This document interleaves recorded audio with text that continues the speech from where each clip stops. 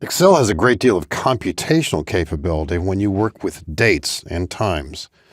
On this worksheet called Dates Times in the workbook 02 Entering Data, there's a date in cell B2. It's got slashes in it and refers to August 10th, 2018. In different cultures, you can display these differently so that the day is first. Now, anytime you're entering dates, you want to use slash or dash.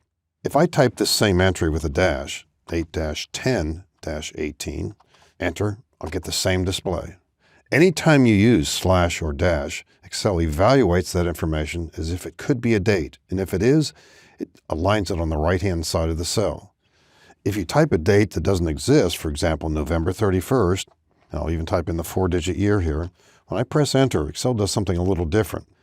But the difference here is so subtle you wouldn't notice it. I do recommend in any column that has a date, from time to time, particularly during the data entry phase, keep that column a bit wider. I'm going to drag the boundary between B and C to the right, and that pops out. That is not a date. In effect, Excel is saying that's just a bunch of characters.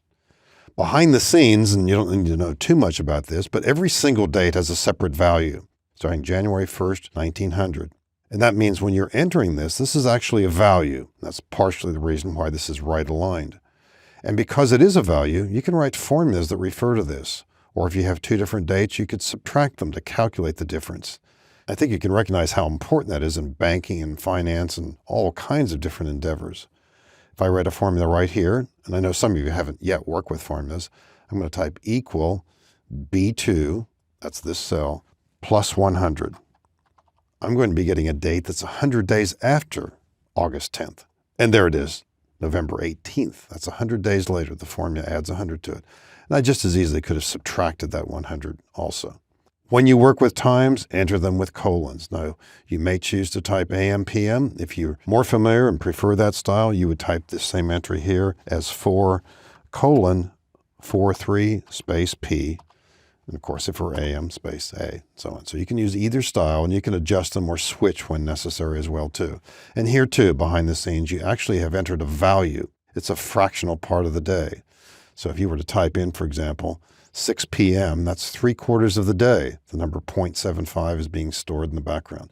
Maybe a little bit of trivia there, but still, as we enter these, and we do them in a standard way, using colons for time and using slash or dash with date, we will be able to work with these times and dates in a productive way.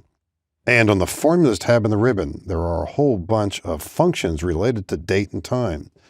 We can calculate working days, net working days, not counting holidays, all kinds of features here related to dates and times, because it's a vital ingredient in many an Excel worksheet.